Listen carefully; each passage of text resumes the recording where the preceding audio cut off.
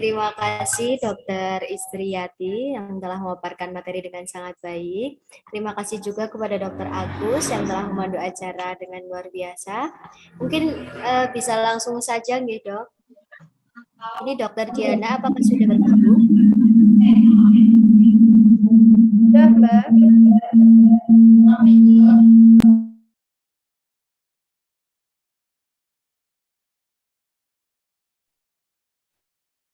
Selamat siang, Dokter Diana. Selamat siang. Apa ya?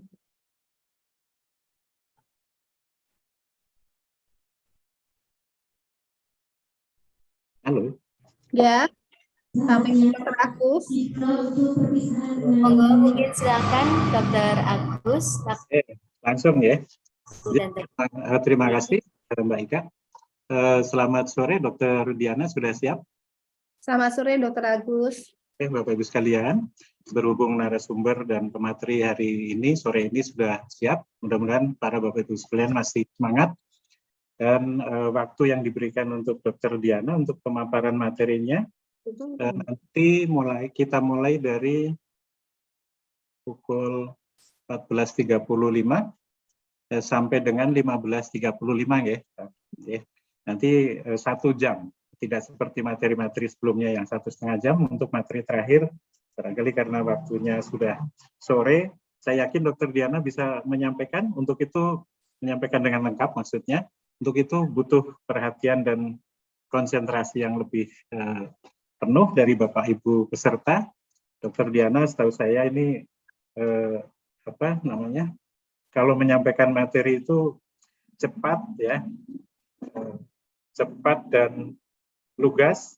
Namun demikian butuh perhatian yang penuh karena materi ini juga butuh konsentrasi yang penuh dari Bapak Ibu sekalian. Sebelumnya kami bacakan kurikulum vitae dari Dokter Diana. Bentar, saya bukakan. Oh, sudah.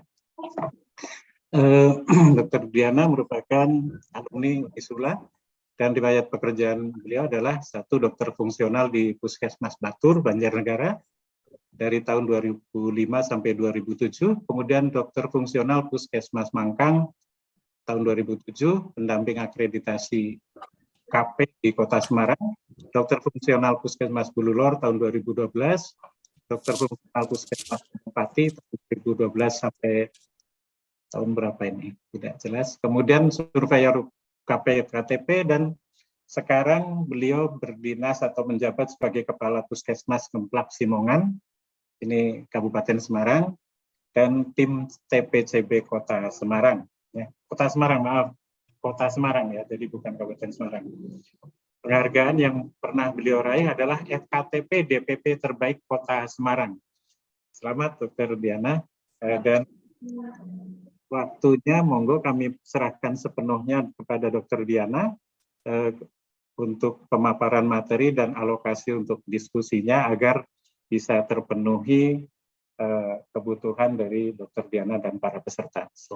Monggo dipersilakan. Ya, makasih Dokter Agus. Assalamualaikum warahmatullahi wabarakatuh. Waalaikumsalam. Yang saya hormati Dokter Agus selaku moderator dan juga teman-teman surveyor yang ikut hari ini. Mungkin nanti kita bersama-sama untuk diskusi dan juga Bapak Ibu sekalian Puskesmas yang mengikuti workshop ya Pak, ya Dokter ya, terkait dengan UKP bab 3 dan juga terima kasih untuk Sianesia untuk waktunya. Kita langsung aja karena waktu kita itu 1 jam ya Dokter Agus ya. Iya, 1 jam. Mudah-mudahan bisa saya sampaikan. Di sini saya diberi tugas terkait melanjutkan tadi Dokter Istriyati terkait melanjutkan yang punya Dokter Istriyati 3914. Di sini masih terkait dengan laboratorium 3914 EP-nya pemantapan mutu internal dan pemantapan mutu eksternal dilakukan terhadap pelayanan laboratorium sesuai dengan ketentuan peraturan perundang-undangan dan dilakukan perbaikan jika terjadi penyimpangan. Di sini yang dibutuhkan dokumennya RDOW, jadi S-nya nggak ada. Mungkin tadi ada beberapa pertanyaan mengenai PMI dan PME yang sudah dijawab Dr. Isriati. Ini yang dibutuhkan adalah SK tentang pelaksanaan PMI dan PME. Terus ada juga diminta SOP pemantapan mutu internal. Ada SOP PME, ada bukti pelaksanaan PMI dan PME. Terus ada bukti pelaksanaan perbaikan bila terjadi penyimpangan, pengamatan surveyor tentang pelaksanaan PMI dan bukti dilakukan PME. Ini adalah observasi. Terus untuk petugas laboratorium akan dilakukan wawancara, informasi tentang pelaksanaan PMI dan hasil PME. Jadi mungkin yang kita siapkan untuk dokumen regulasinya, contohnya seperti ini sebagai apa ya? Referensi saja, bukan berarti yang kita berikan contoh ini yang benar ya. Jadi ini kalau kita memang membuat SK, kalau di Semarang memang saya katakan kita sudah mulai bulan Juni ya. Di sini saat ada diktum memutuskan, dan mungkin ini berbeda, yaitu menetapkan mungkin biasanya ada beberapa puskesmas keputusan kepala puskesmas tentang apa gitu ya. Tapi kalau di Kota Semarang sesuai dengan tata naskah kita, setelah memutuskan menetapkannya itu kosong. Jadi ke-1 itu adalah judul. Jadi disesuaikan dengan tata naskah yang ada di puskesmas Bapak Ibu sekalian. Terus di sini ada SOP PMI, di mana SOP ini saya ingatkan lagi bahwa adalah berupa kata kerja. Di sini contoh PMI. Jadi kalau PMI itu biasanya kalau kita petugas lab itu pasti tahu ada pra-analitik, analitik, pasca analitik.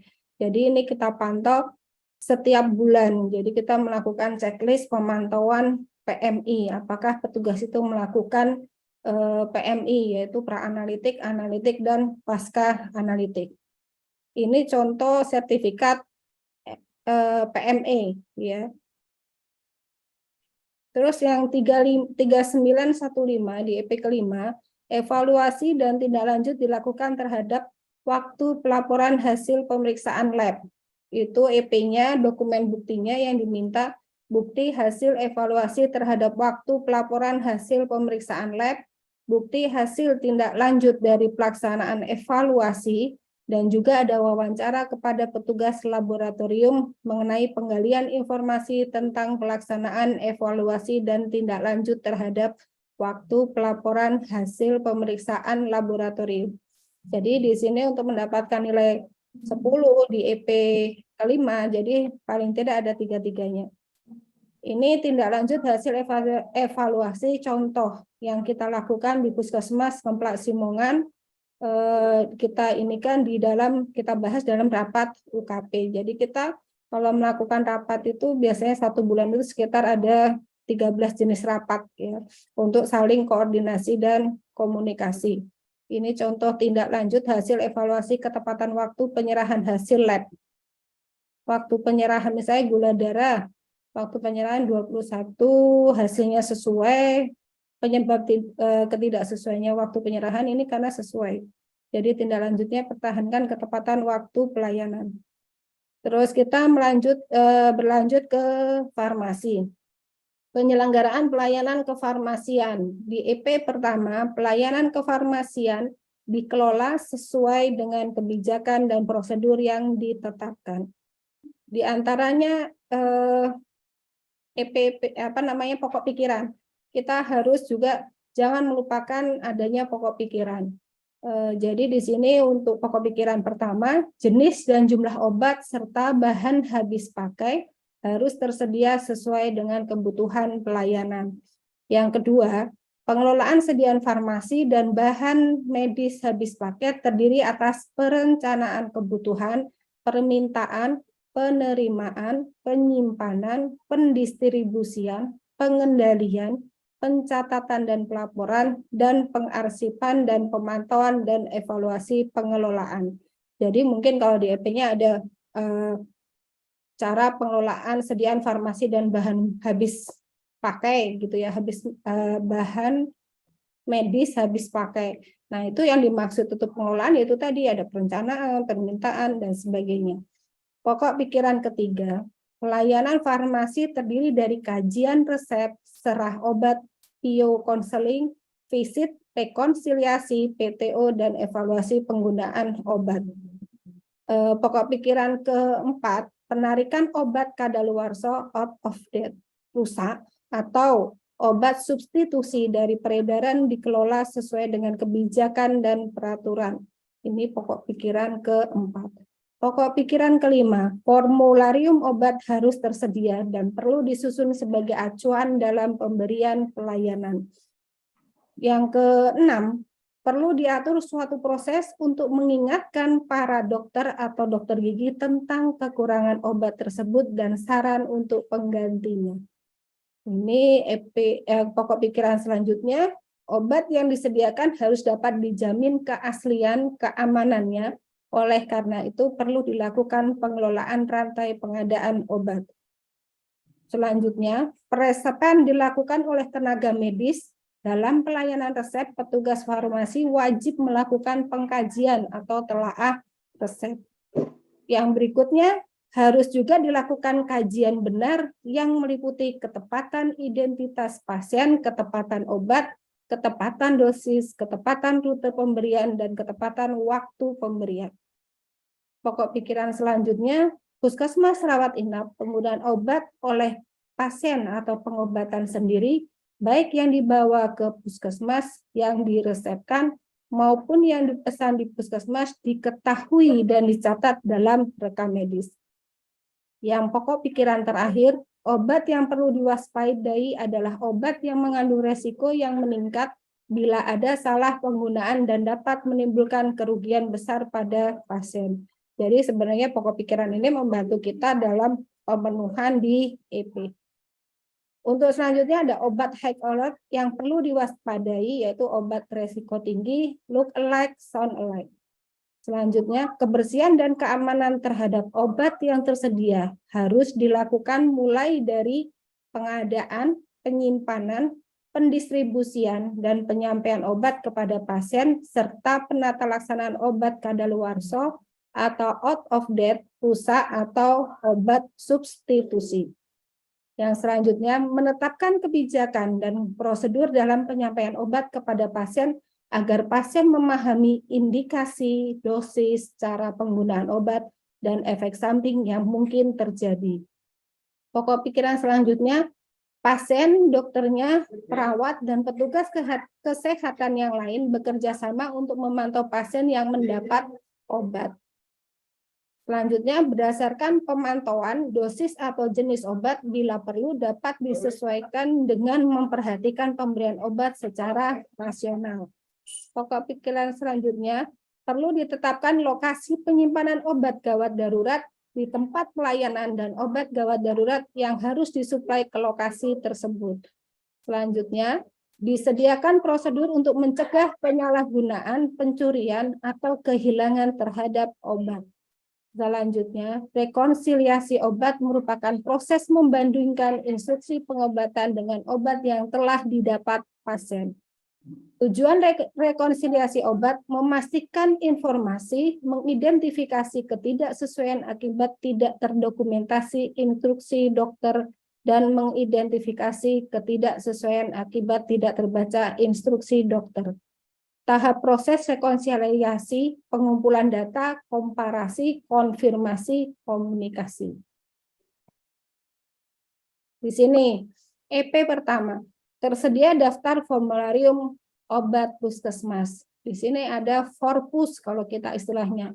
Jadi ada Fornas, ada Forpus. Bukti penyusunan formularium obat, ini adalah bukti pertemuan di mana dihadiri oleh apoteker, para medis itu untuk menentukan Forpus. Jadi bisa kalau pertemuan itu bisa dengan daun, uang itu undangan, absensi, notulen, dan gambar.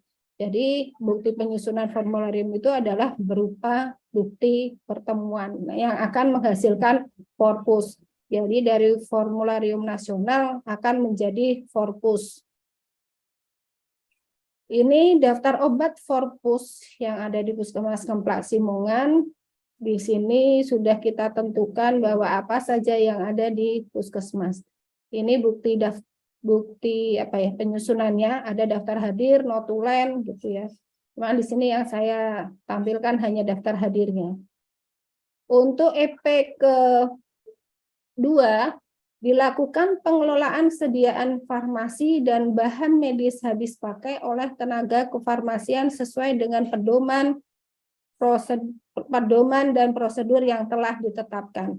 Yang diminta adalah RDO dan W. Di sini R-nya diminta SK pelayanan kefarmasian. Terus diminta juga SOP tentang pengelolaan sediaan farmasi dan bahan habis pakai.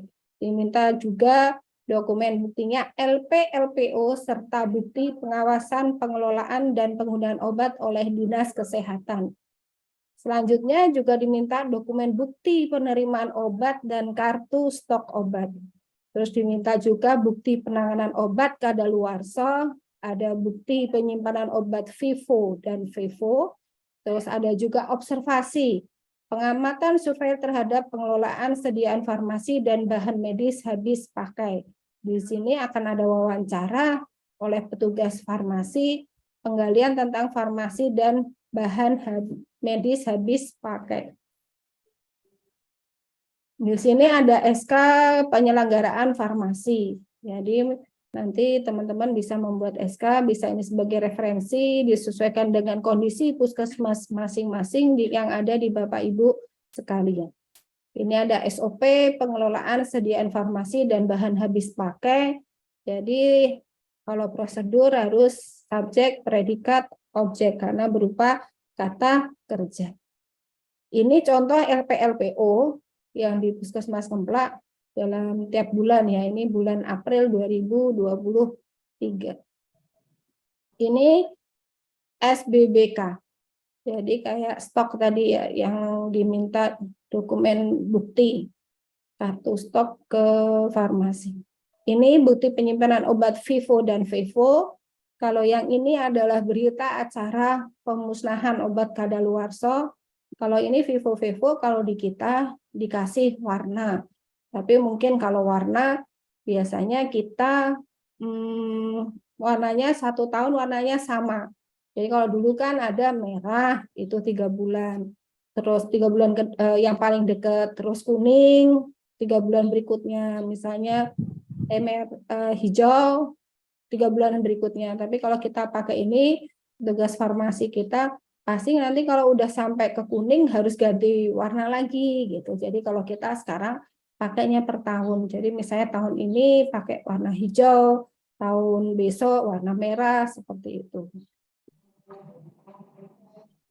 Ini dilakukan rekonsiliasi obat dan pelayanan farmasi klinik oleh tenaga kefarmasian sesuai dengan prosedur yang telah ditetapkan. Yang diminta adalah RDOW.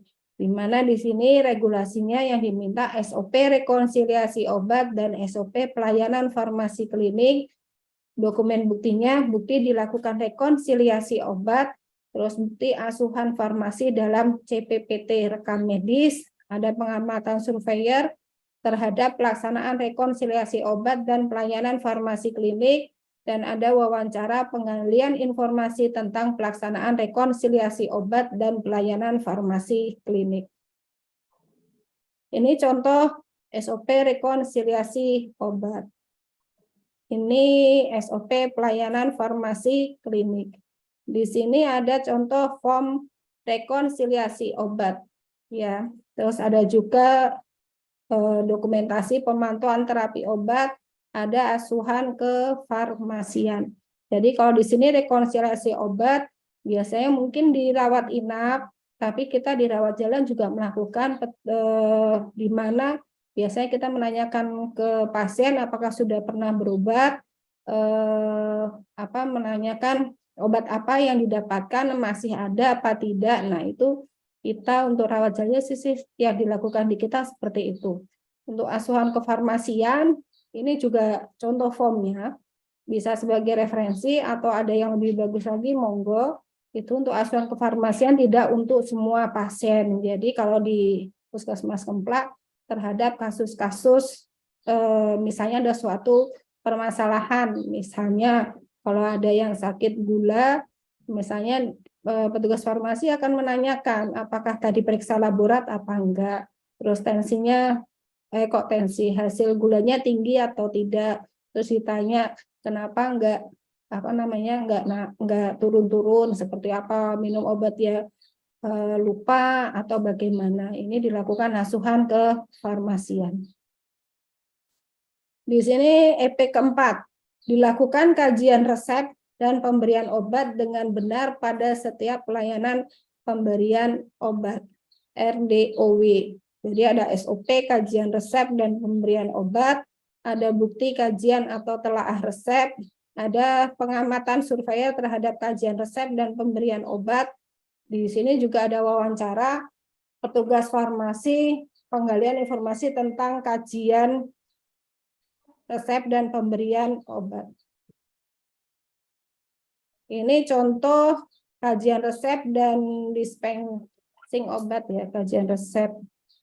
Terus ada ini adalah telaah resep. Kalau kita di Simpus sudah ada pengkajian resep, sudah ada di sini administrasi secara farmasetis dan secara klinis. Ya, secara klinis ini kita, jadi kalau misalnya secara administrasi memang sudah lengkap, kita centang. Ini juga baru beberapa bulan ini ada penambahan di Simpus kita, sebelumnya nggak ada. Ini terus SOP pemberian informasi obat, ada 31015. Dilakukan edukasi kepada setiap pasien tentang indikasi dan cara penggunaan obat. Di sini yang diminta adalah SOP pemberian informasi obat, bukti pelaksanaan PIO, pengamatan survei terhadap pelaksanaan PIO, wawancara petugas farmasi, penggalian tentang pelaksanaan PIO. Ini SOP pemberian informasi dan penggunaan obat. Ini adalah lembar pencatatan pemberian informasi obat. Kalau dulu kita telaah resepnya masih manual, kalau tadi sudah berupa ada di Simpus. Di sini kita cuma pemberian informasi ya, nama obat, sediaan, dosis, centang-centang. Tapi ini setiap hari terhadap semua pasien. 31016 ini ada obat gawat darurat tersedia pada unit yang diperlukan dan dapat diakses untuk memenuhi kebutuhan yang bersifat darurat, lalu dipantau dan diganti tepat waktu setelah digunakan atau jika kadaluarsa. Di sini ada SOP penyediaan obat gawat darurat, ada SOP pemantauan atau monitoring obat gawat darurat secara berkala, ada bukti penyediaan obat emergensi serta monitoringnya, ada pengamatan surveillance terhadap tempat penyimpanan obat emergensi, cara mengakses, pemantauan dan penggantian obat emergensi, jumlah stok obat dengan kartu stok obat, itu ada wawancara petugas di ruang yang melaksanakan tindakan, penggalian informasi tentang pelaksanaan pengelolaan obat gawat darurat. Di sini ada SOP-nya, ada SOP monitoring obat emergensi, di sini berita acara monitoring obat emergensi. Jadi kita kalau obat emergensinya, jadi kalau ada ide kita membuatnya adalah berita acara monitoring obat emergensi. Ini contoh obat emergensi di puskesmas kita. Jadi disegel, jadi kalau misalnya dipakai pasti kita akan bisa memonitoring secara langsung bahwa itu dipakai. Di EP ke-7 dilakukan evaluasi dan tindak lanjut terhadap ketersediaan obat dan kesesuaian persepan dengan formularium. Jadi di sini dokumen yang diminta adalah bukti evaluasi ketersediaan obat dan kesesuaian persepan dengan formularium.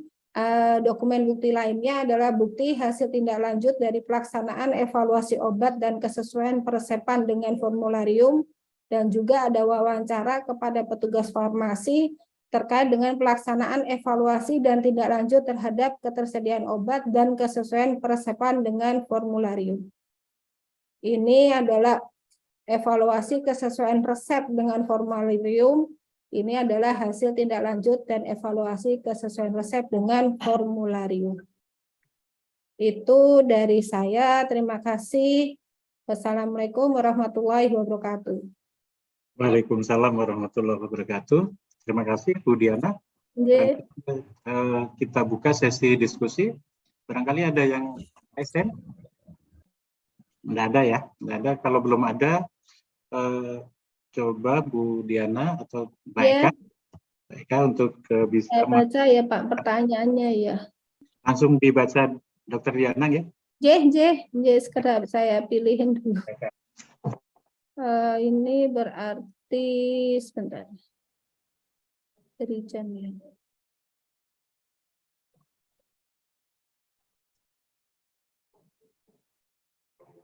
Oh ini ya. Puskesmas. Oh ini sudah ada. Puskesmas Bandung.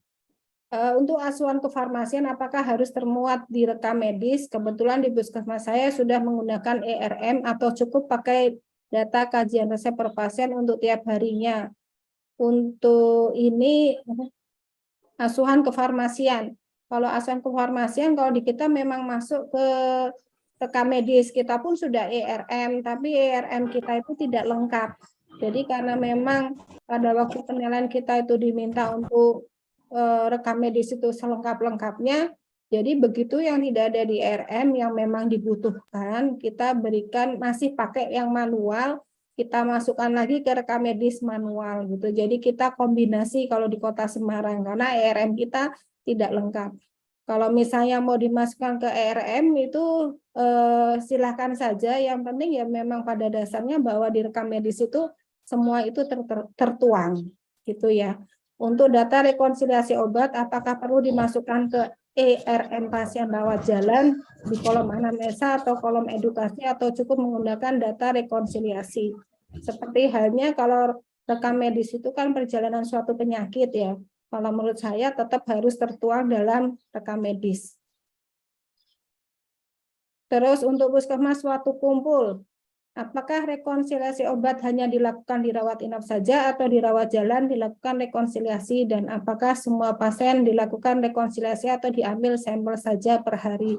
Nah ini tadi kalau pemahaman kita memang di rawat inap, tapi kalau teman-teman di puskesmas saya kemarin kita memang diskusi bahwa bisa aja itu kita lakukan pada saat kita anamnesa, kita membuat form rekonsiliasi menanyakan kepada pasien bahwa apakah dia sudah berobat di tempat yang lain, obatnya masih ada apa tidak itu. Dan itu bisa dimasukkan ke dalam rekam medis, di dalam catatan. Tidak usah pakai form aja sebenarnya bisa, karena nanti akan terbaca juga di farmasi. Puskesmas Batangan, waktu tunggu pemeriksaan harus dicetak seperti banner. Apakah waktu tunggu pemeriksaan harus dicetak seperti banner dan ditempel di laboratorium agar pasien tahu kira-kira hasil labnya jadi berapa menit. Sepertinya sih kalau di kita tidak ada penempelan terkait dengan waktu tunggu, itu hanya untuk ini untuk petugasnya. Terus puskesmas sekarang sambung. Tolong dijelaskan bagaimana alur perubahan formularium puskesmas. Formularium puskesmas biasanya kalau di kita Fornas itu ada pembaharuan, pasti kita akan melakukan diskusi lagi, pertemuan lagi untuk membahas menjadi formularium puskesmas ya. Terus puskesmas Kartasura, penyampaian hasil lab bila pasiennya dilakukan lebih dari 2 jenis pemeriksaan, bagaimana bukti penghitungan waktunya? Lebih dari 2 jenis pemeriksaan berarti kan itu kalau kita dilihatnya dari per pemeriksaan gitu. Jadi kalau per pemeriksaan itu sebenarnya butuhnya waktu berapa menit gitu kan. Bukan penjumlahan itu tidak sih, kalau kita biasanya per jenis pemeriksaannya itu apa, targetnya berapa menit, dilakukan berapa menit gitu ya. Pelabelan obat lasar dan hack alert di gudang farmasi puskesmas, apakah boleh hanya ditempel di rak obat atau harus di masing-masing box obat? Terima kasih. Sebenarnya kalau misalnya di gudang farmasi, obat lasar itu bisa ditempel di rak obat ya. Kalau enggak paling kan ada pembatasnya, itu cukup itu aja menurut saya enggak Pak. Terus puskesmas, mana tadi? Oh ini. Untuk penyusunan Forpus, apakah bisa menambahkan obat-obat di luar dari Fornas atau Forkap? Sebenarnya kalau Forpus itu ya dasar kita adalah dari Fornas. Waktu kumpul. Untuk rekonsiliasi obat ada waktunya tidak untuk membandingkan dengan obat yang sudah digunakan di rawat jalan. Maksudnya ada waktunya tidak untuk membandingkan dengan obat yang sudah digunakan di rawat jalan. Berarti kalau misalnya sebenarnya kalau misalnya periksa di tempat yang lain, kita tanya periksanya itu atau dia pakainya obat terakhir itu kapan gitu aja sih. Puskesmas kelompok 1. Kalau tidak ada apotekernya, apakah perlu mengerjakan rekonsiliasi obat dan asuhan kefarmasian di rawat jalan dan rawat inap? Bagaimana cara pengisian keduanya? Kalau nggak ada apoteker, ada asisten apotekernya nggak ya? Nanti kalau misalnya ini bisa didelegasikan di asisten apoteker. Terus Wardas Lintang 2. Untuk puskesmas rawat jalan dan persalinan 24 jam untuk pengisian asuhan kefarmasian di CPPT RM, apakah semua pasien yang datang berobat rawat jalan atau hanya pasien dengan kriteria tertentu saja? Dan untuk penggalian data rekonsiliasi obat pada pasien dilakukan pada saat obat akan diberikan atau dilakukan pada saat pasien sedang berkonsultasi dengan dokter. Jadi kalau asuhan kefarmasian itu hanya tertentu saja, di mana petugas apoteker setelah melihat resep dia bisa menilai bahwa ini perlu asuhan kefarmasian atau tidak. Itu yang dilakukan kemarin di Puskesmas Kemplak dan apotekernya mengatakannya seperti itu ya. Untuk penggalian data rekonsiliasi obat ini pada saat misalnya pada saat pemberian obat bisa ya, atau pada saat berkonsultasi. Tadi kalau memang di kita awalnya di farmasi, tapi kalau misalnya di farmasi ditakutkan bahwa kalau dirawat jalan ya, kalau misalnya di farmasi yang melakukan, padahal dokter itu mungkin tidak tanya, otomatis yang sudah kita resepkan nanti akan disortir lagi oleh apoteker. Kalau apoteker mengubah kan otomatis harus butuh persetujuan dokter lagi, dan itu nanti waktu pelayanannya akan lama. Jadi kita ini lagi mencoba bahwa di poli yang akan kita lakukan nanti akan diserahkan ke apoteker.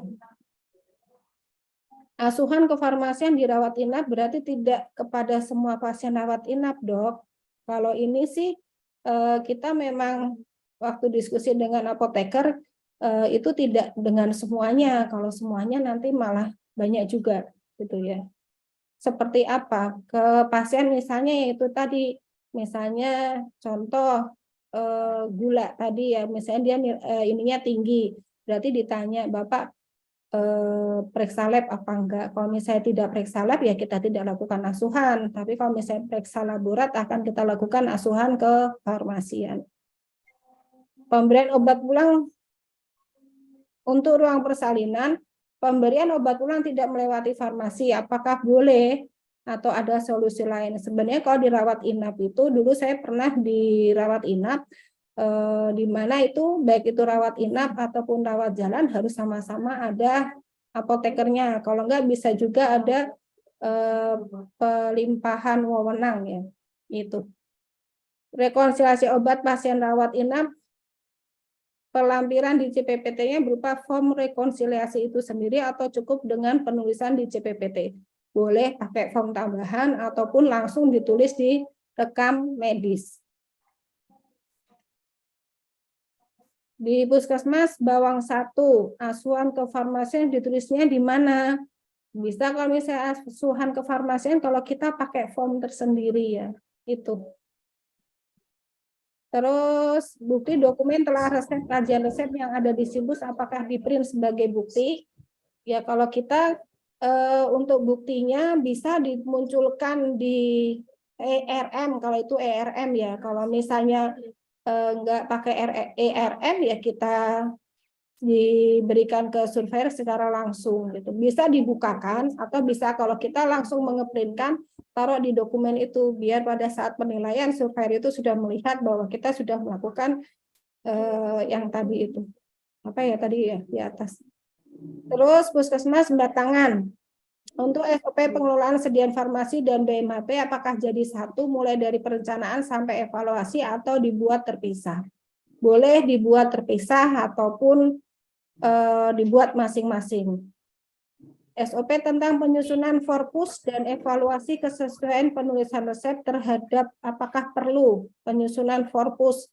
Sebenarnya kalau yang utama itu yang diminta di EP itu disediakan gitu ya.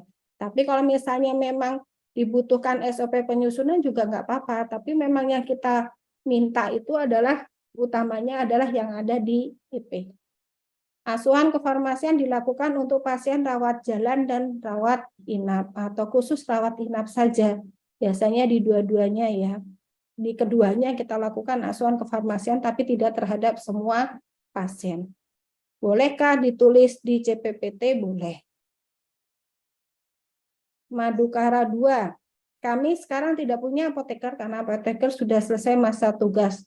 Dan kami tidak punya TK, itu bagaimana Dok?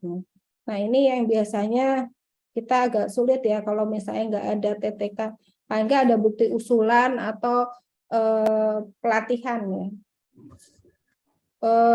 Apakah jarak antara ruangan dengan UGD?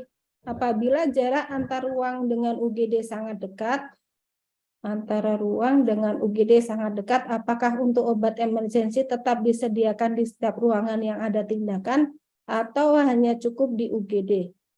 Kalau dekat salah satu aja ya, karena misalnya tinggal di ruangan itu ada nggak dilakukan tindakan atau tidak. Kalau tindakan semuanya di UGD ya di UGD saja. Jatiroyom Apoteker. Penyusunan dokumen SOP kapan kita menggunakan diagram alir, kapan tidak ya Dok? Soalnya dari tadi kok diagram alir tidak ada, terima kasih. Biasanya kalau diagram alir di kita hanya yang tindakan-tindakan seperti triase dan sebagainya. Jadi tidak di semuanya. Gitu kan kalau di pedoman penyusunan dokumen dalam kurung ada jika dibutuhkan.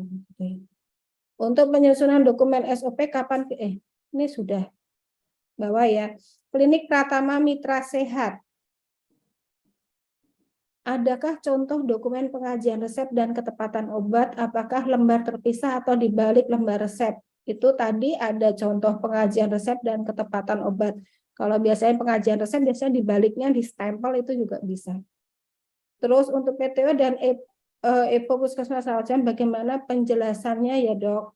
Edukasi ya. Untuk edukasi biasanya kita pakai lembar itu, tapi terhadap semua pasien kita lakukan edukasi. Farmasi klinik rawat ini apakah dikasih setiap hari atau hanya sekali saja?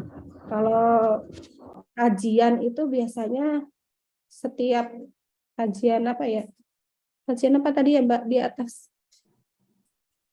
Untuk farmasi klinik rawat inap apakah dikaji setiap hari atau hanya sekali saja? Oh, kalau ini dulu saya di Puskesmas di Gunung Pati yang ada rawat inapnya biasanya kita lakukan seminggu sekali atau kayak istilahnya visitasi terpadu ya berbarengan dengan dokter, farmasi ataupun gizi.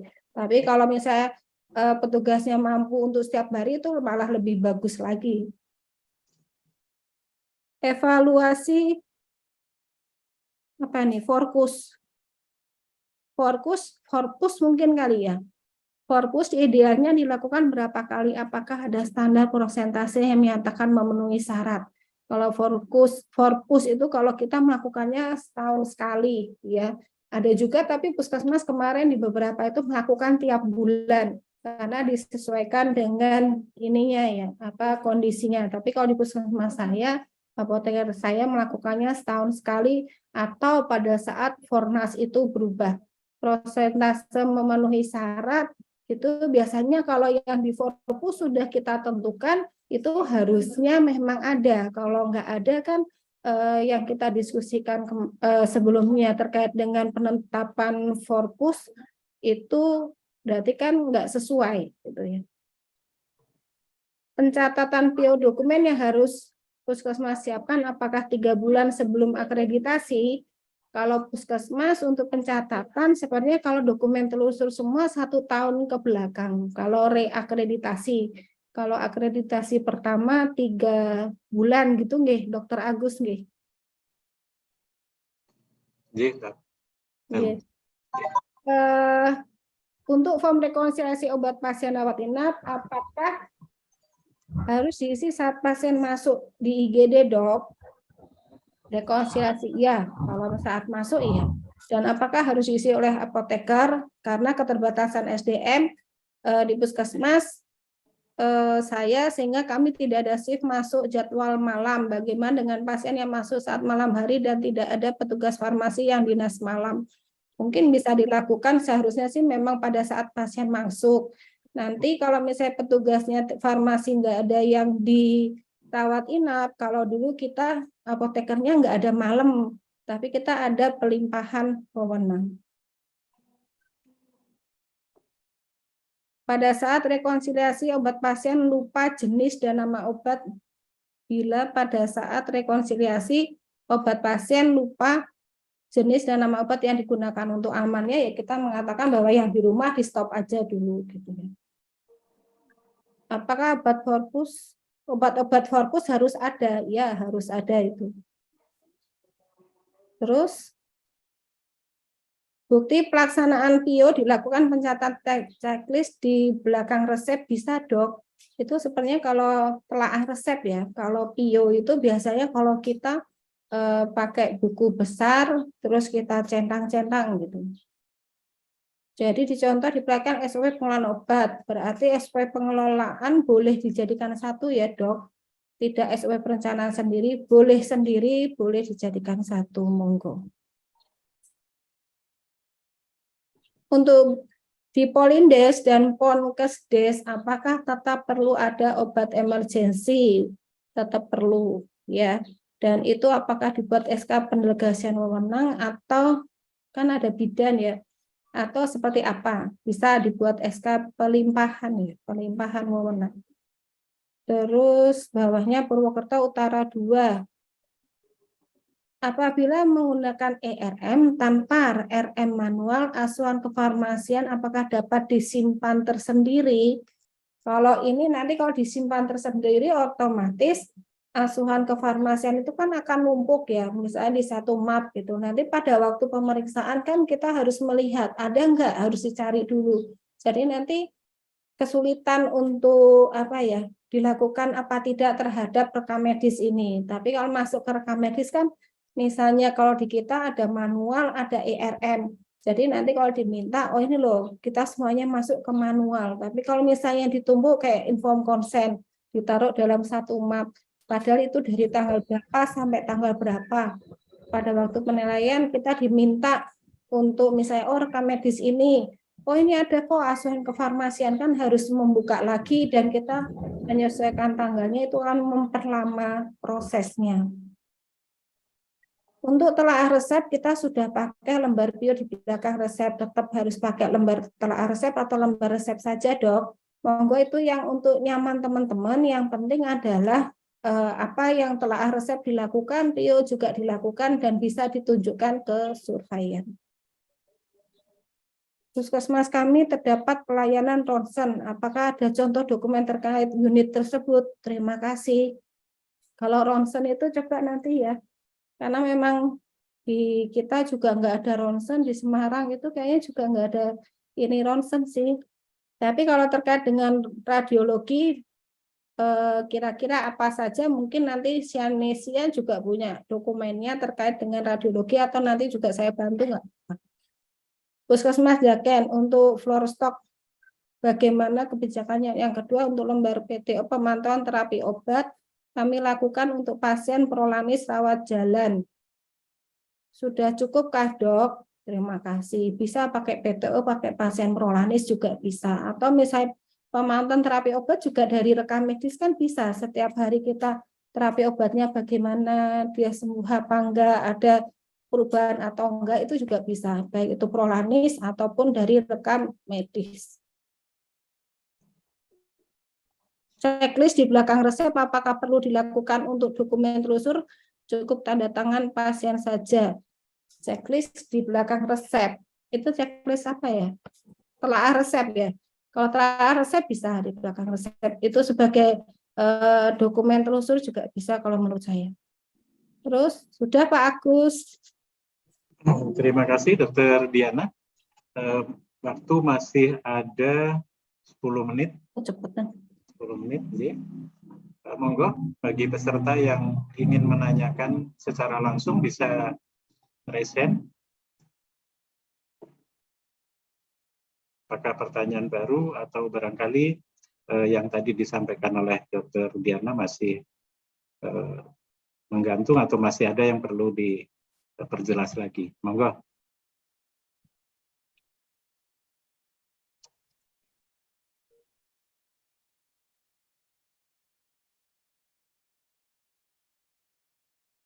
Rupanya mungkin sudah cukup lelah barangkali para peserta.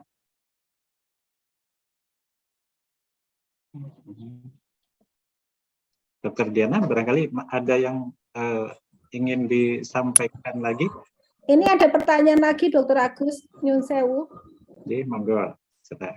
Untuk KL, ruang pelayanan obat atau farmasi sudah pakai e-pus ya. Jadi kan kartu stoknya itu biasanya mereka langsung entry di stok. Nah, itu kadang-kadang kan untuk menyocokkannya antara yang di e-pus sama kartu stok. Kalau memang sama, menurut saya juga nggak apa-apa. Ya. Pemakaian antibiotik secara bijak gimana ya, Dok? Monitoringnya. Biasanya kalau kita ada indikator, bukan indikator, penilaian kinerja. Kalau di Dinas Kesehatan tuh ada pemakaian antibiotik secara bijak. Biasanya kita akan melihat, menganalisa di dalam rapat UKP itu ya. Masih ada lagi? Ada lagi nggak ya? Ada sih, Pak. Monggo, masih tersisa waktu 9 menit lagi. Untuk rekam lembar rekonsiliasi di aplikasi Simbus ERM tulisannya seperti apa ya, Dok? Rekonsiliasi obat di Simbus. Kalau kita belum ada, kalau di Semarang memang belum ada, jadi kita pakainya masih lembar form rekonsiliasi ya. Dan untuk kesesuaian resep dengan formularium bisa sampel beberapa resep atau harus semua. Kalau ini semua. Ya. Untuk Forpus, misal ada obat yang tidak masuk dalam Fornas, untuk obat FKTP 1, tapi masuk dalam daftar usulan obat dari Dinas Kesehatan. Bagaimana ya, Dok? Kalau itu biasanya dimasukkan di Forpus, tapi mungkin di bagian paling bawah ya.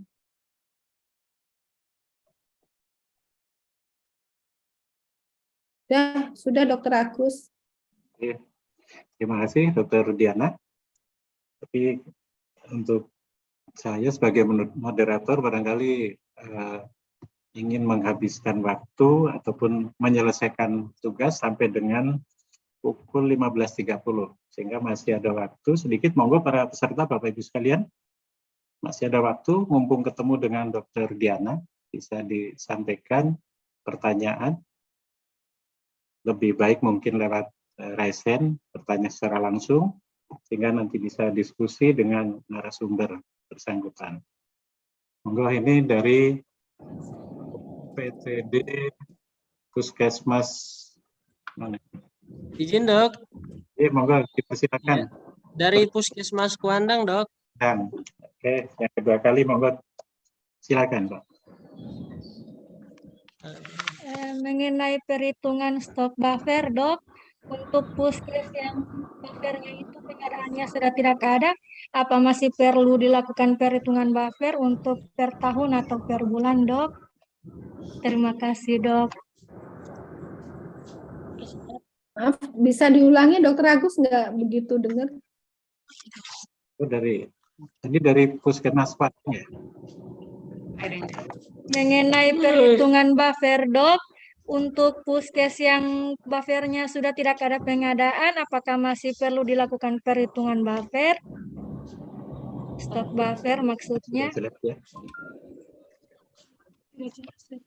Mungkin bisa kami fasilitasi ya. Pertanyaan tadi barangkali begini. Yang tidak ada pengadaan lagi ya? Apakah ya, Dok, kan perhitungan buffer? Iya, Dokter. Iya, Dok. Iya, Dok. Dan menurut saya sih nggak perlu, nggak apa-apa. Ya. Jelas ya.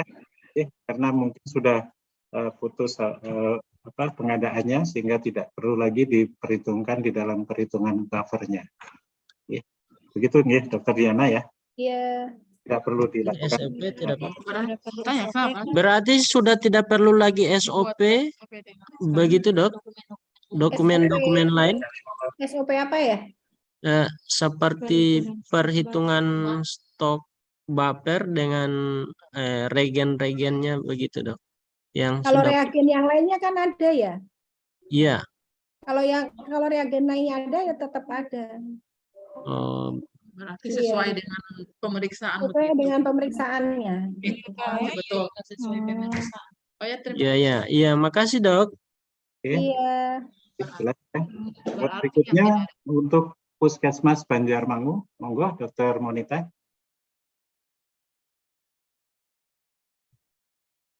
Silakan Dokter Monita, Banjarmangu. Mungkin di unmute.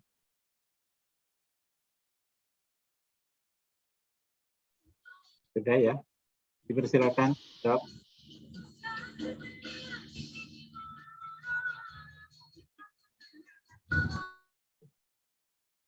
Ya. Oke, kalau mungkin ada gangguan atau hambatan, Puskesmas Wandang. Sudah tadi Dokter Agus. Ambon. Oke. Dokter Monita. Kalau belum siap, monggo yang di chatroom barangkali Dokter Diana.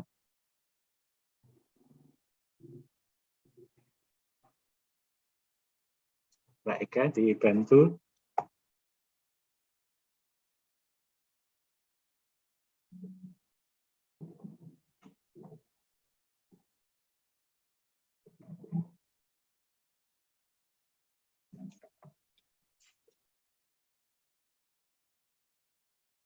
Oke, mungkin masih ada waktu 4 menit. Ya.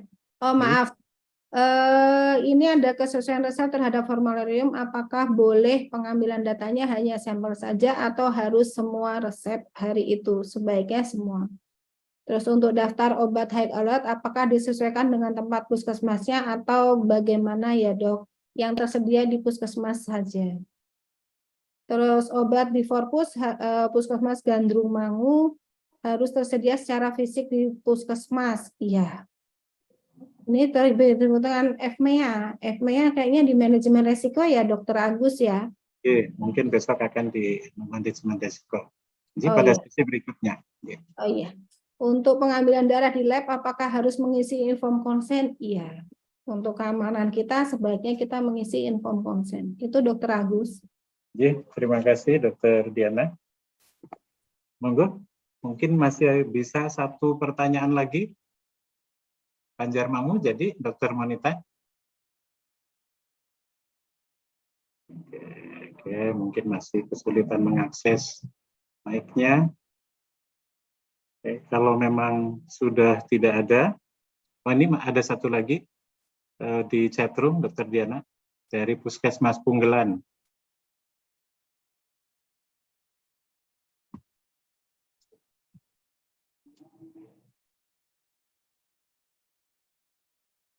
Dari Puskesmas Punggelan, Dokter Diana, untuk komunikasi obat yang diganti, apakah perlu dengan bukti atau cukup diresep saja? Diresep boleh, ya. Terus izin dok, boleh minta nomor HP 081 2281 4265. Saya tulis di chat ya.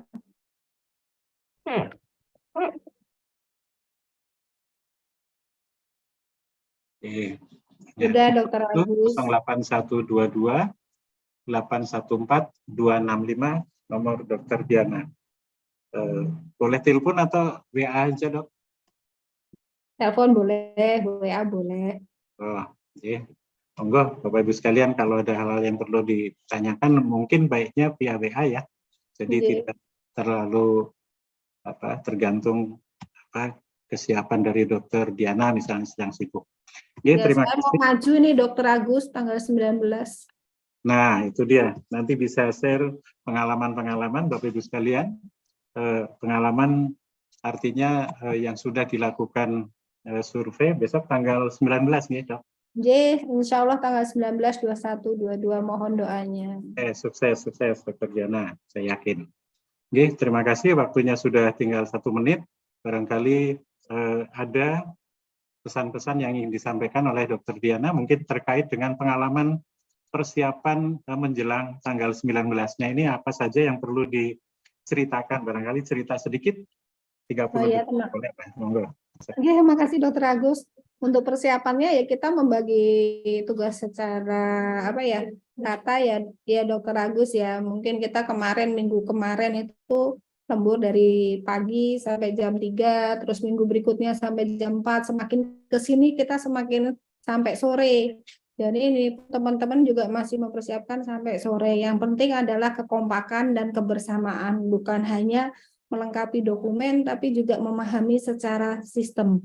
Kalau kita memahami secara sistem, untuk melengkapi dokumen per EP itu lebih mudah daripada kita melengkapi EP per EP. Jadi kalau kita pengalaman setiap hari, tiada hari tanpa akreditasi, Dr. Agus. Jadi kita bagi tugas yang mengerjakan akreditasi, yang ke lapangan, yang pelayanan. Jadi kita saling bekerja sama, karena sekali kita tidak mengerjakan akreditasi, pasti akan lupa. Contoh mungkin dokumen ya.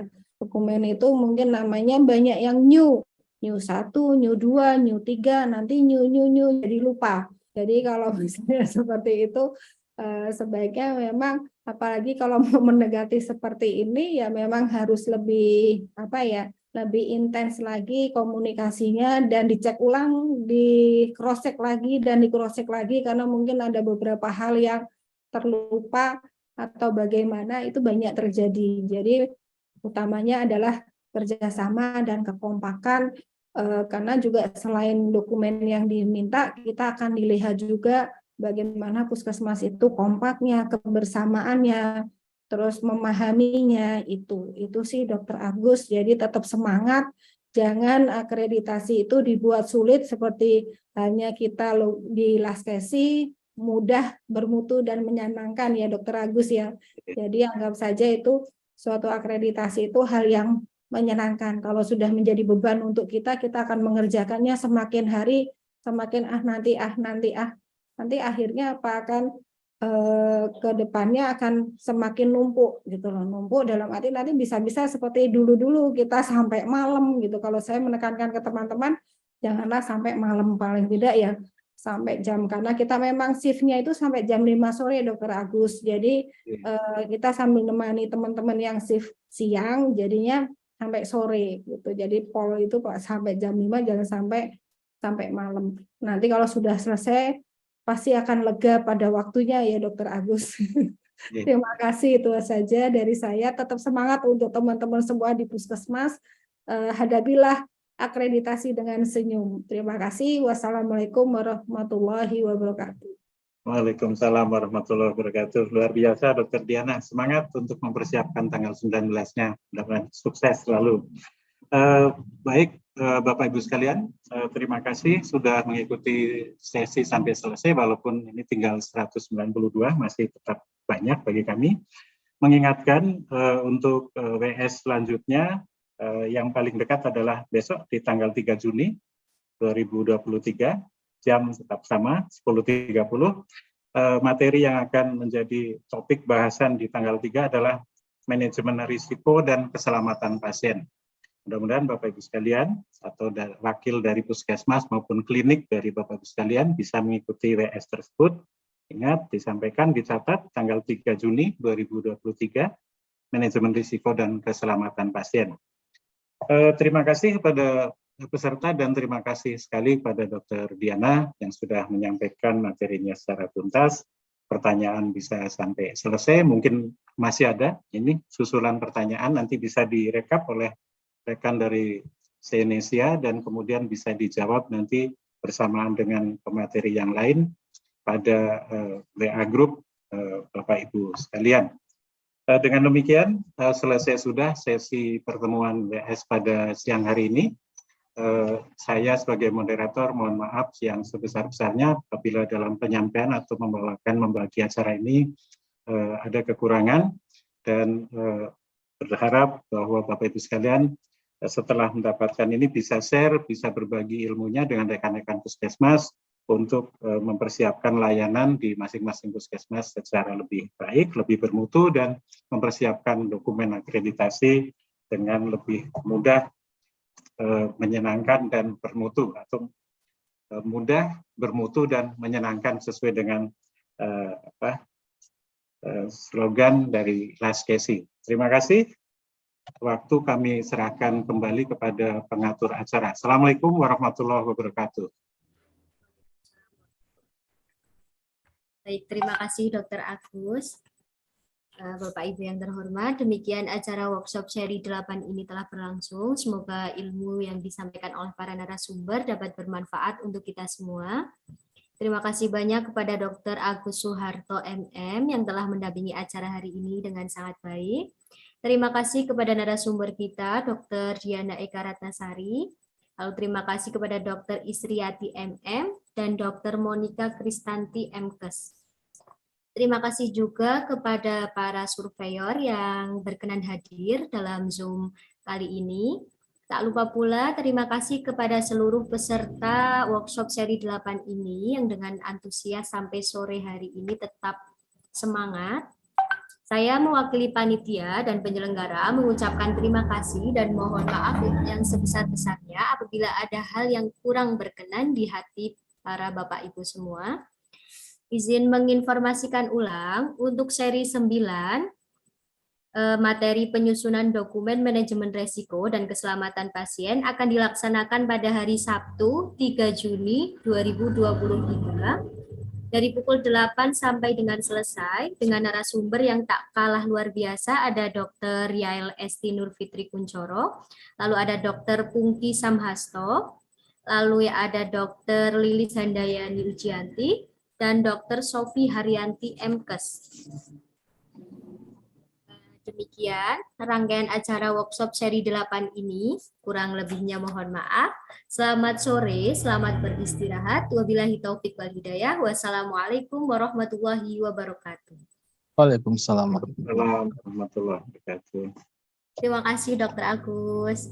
Sami-sami Mbak Eka.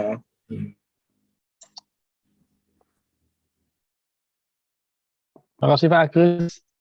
Sami-sami.